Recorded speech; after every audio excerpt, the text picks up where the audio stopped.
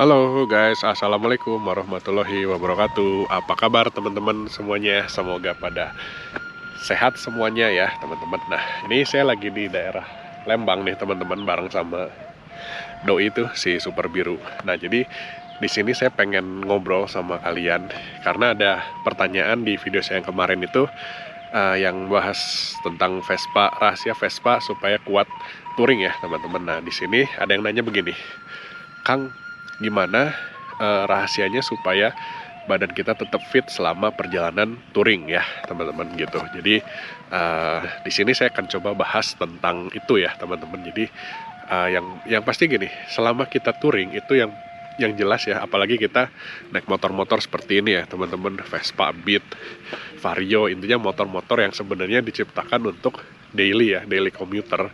Ketika kita pakai touring itu kan kurang nyaman sebetulnya ya. Nah, itu bisa jadi salah satu faktor yang bikin badan kita cepat lelah. Nah, selain itu ada beberapa hal yang bikin kita cepat capek juga, yaitu kurang stretching ya teman-teman. Jadi selama istirahat mungkin kita cuma duduk diam gitu ya. Nah, terus udah gitu makanan dan minuman yang kita konsumsi selama perjalanan. Nah, ini penting banget nih teman-teman ya. Jadi jangan sampai kita abai sama nutrisi yang masuk ke badan kita. Gitu, jangan sampai mentang-mentang kita touring nih habis kepanasan gitu ya. Masuk Indomaret, masuk Alfamart, yang dicari minuman dingin tapi manis, Coca-Cola, teh botol. Bukan bukan mau sebut merek ya, tapi maksudnya minuman-minuman seperti itu kan gulanya tinggi teman-teman ya. Jadi usahakan konsumsi makanan yang punya nutrisi cukup baik ya teman-teman.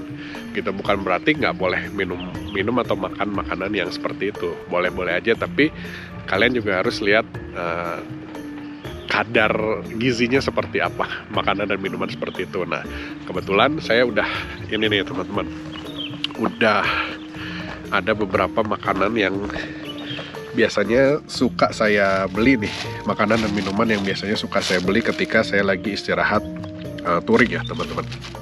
Nah, makanan minuman ini menurut saya adalah cemilan ketika istirahat yang menurut saya kadar gizinya itu cukup baik gitu ya, walaupun tetap gak akan bisa gantiin makanan yang alami ya, raw food ya, kayak sayur-sayuran, daging-dagingan gitu. Even nasi putih pun masih jauh lebih baik daripada makanan olahan ini. Nah, tapi biasanya kan kita istirahat itu jamnya mungkin belum jam makan siang gitu ya, tapi udah lapar, kita butuh sesuatu nih buat ganjel, boleh. Atau misalkan kita bosen nih minum air putih terus, pengen ada yang berasa, boleh. Nah, sesekali is oke, tapi yang penting jangan terlalu sering. Dan kalaupun kalian mau mengkonsumsi yang seperti ini, perhatikan juga informasi nilai gizi yang ada di takaran, di bungkusnya makanan dan minuman ini. Oke, yuk kita bahas gimana caranya supaya stamina kita tetap terjaga selama touring ratusan kilometer. Living life, every day, late at night, not okay. All I want, and I pray, all I need are some better days. Oke teman-teman, jadi yang harus kalian lakukan ya teman-teman ketika kita touring jarak jauh itu adalah kita harus ngukur kekuatan badan kita sendiri ya teman-teman ya. Salah satunya adalah dengan beristirahat dengan waktu yang tepat ya teman-teman. Jadi kalau saya pribadi itu istirahat itu ketika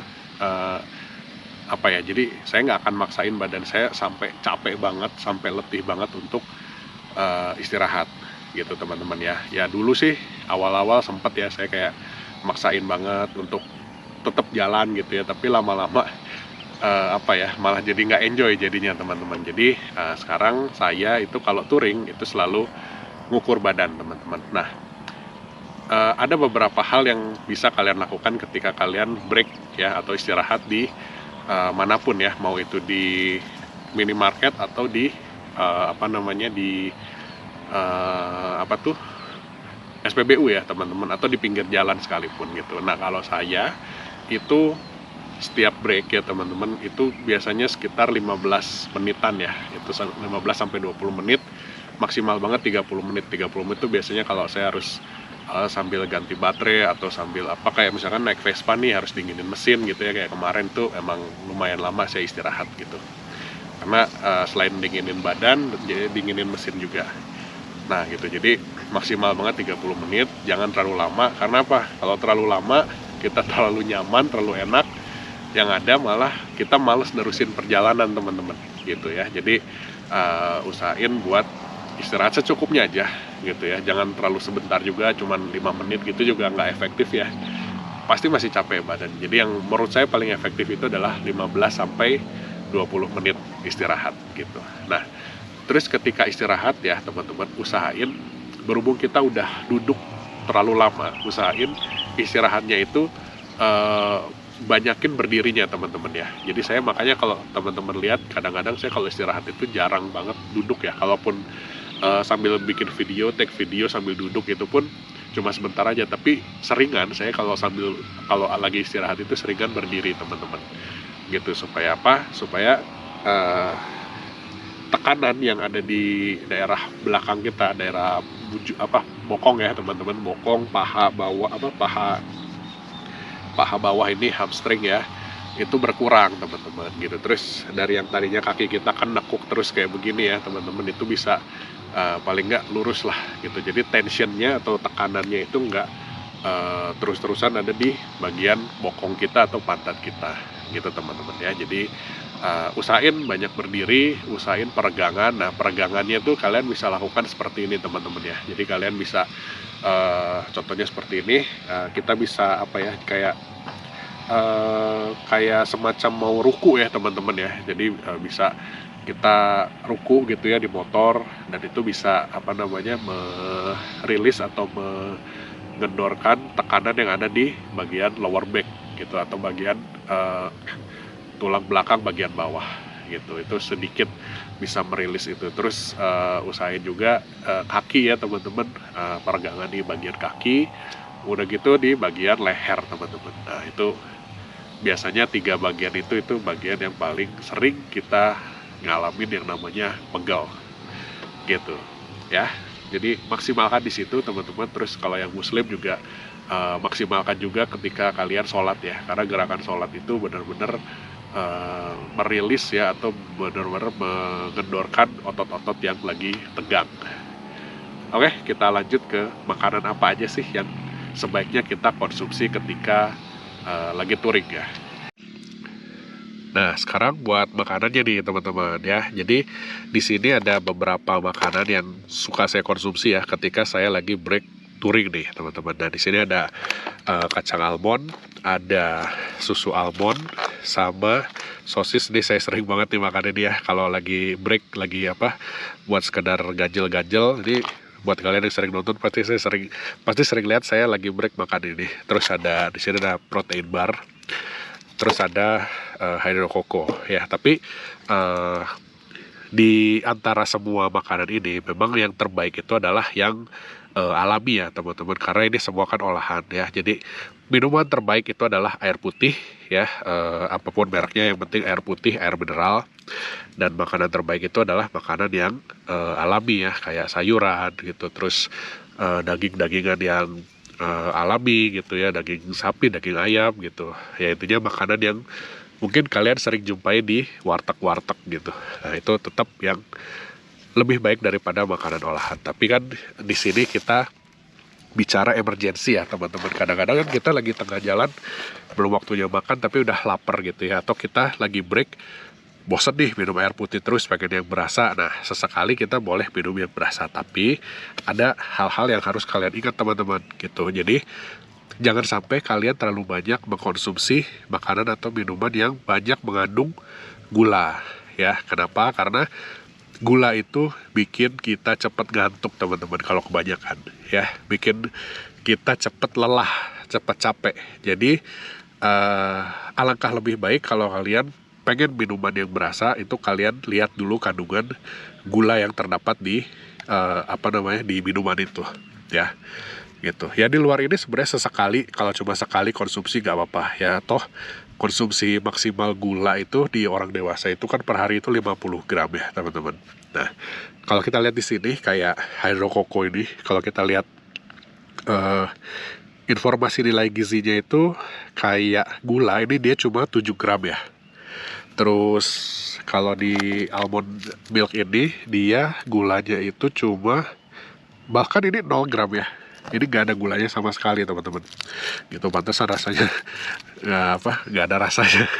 Kayak hambar-hambar gitu, walaupun ada rasa coklatnya sedikit ya teman-teman. Nah gitu, jadi pilih minuman yang kadar gulanya itu usahain di bawah 10 gram gitu teman-teman ya. Jadi dengan kadar gula yang rendah ini ya kita kan nanti akan makan nasi atau makan apapun gitu yang mungkin akan mengandung gula juga. Jadi jangan sampai dalam sehari itu kalian kelebihan konsumsi gula ya. Kenapa ya, itu tadi yang saya bilang, bikin kita cepat lelah atau cepat capek ya gitu. Nah terus perhatiin juga protein ya teman-teman. Nah kalau saya biasanya kadang-kadang suka konsumsi ini teman-teman, tapi nggak sering ya, masih seringan saya makan sosis. Tapi ini salah satu makanan yang suka saya beli juga ketika lagi touring. Karena apa? Karena ini tinggi protein dan dia gulanya juga nggak terlalu tinggi teman-teman ya, walaupun ini agak manis ya. Nah di sini ini gulanya tuh cuma 4 gram aja gitu. Terus kalorinya itu total ini cuma berapa nih? Ntar nggak kelihatan. Kalorinya 90 teman-teman ya, cuma 90 kalori gitu. Ini sosis ini juga kalorinya cuma 80 ya, 80 kalori. Nah di antara semua sosis instan yang ada di pasaran, ini adalah yang kalorinya paling rendah dan kadar lemaknya paling rendah, juga natriumnya, garamnya juga paling rendah teman-teman gitu. Nah terus ini, nah kacang almond ini emang sebenarnya kalau satu bungkus ini dia kalorinya lumayan tinggi ya teman-teman, tapi jangan salah, proteinnya juga tinggi. Nah ini satu takaran saji itu 180 kalori, sedangkan satu bungkus gini 3 takaran saji, jadi ini bisa sampai 320 lebih malah ya, sekitar 320 kalori ya. Jadi satu bungkus ini memang kalorinya tinggi teman-teman, dan cuma proteinnya ini juga tinggi. Ini proteinnya 8 gram per takaran saji. Jadi kalau kita makan satu bungkus ini bisa dapat sekitar 24 kalori ya, 24 gram protein. Itu udah cukup tinggi ya teman-teman. Makanya kalau makan ini itu biasanya suka kenyang teman-teman. Karena apa? Karena proteinnya tinggi. Karena protein itu kan merilis hormon kenyang gitu guys ya. Nah jadi ya makanan-makanan ini adalah makanan yang ketika touring, istirahat touring ini cukup sering saya konsumsi ya. Tapi ya balik lagi, gimana pun ceritanya jangan terlalu sering juga kita mengkonsumsi makanan-makanan atau minuman yang olahan seperti ini. Lebih baik minum adalah air putih, sebaik-baiknya air adalah air putih, dan makanan itu sebaik-baiknya adalah makanan yang minim proses ya teman-teman gitu ya. Usahain cari makanan sehat, minuman sehat selama touring. Insya Allah stamina kalian akan terjaga di situ. Oke teman-teman, paling segitu dulu aja videonya. Sampai ketemu lagi di video berikutnya ya teman-teman. Semoga bermanfaat videonya. Sampai ketemu lagi di video berikutnya. Wassalamualaikum warahmatullahi wabarakatuh.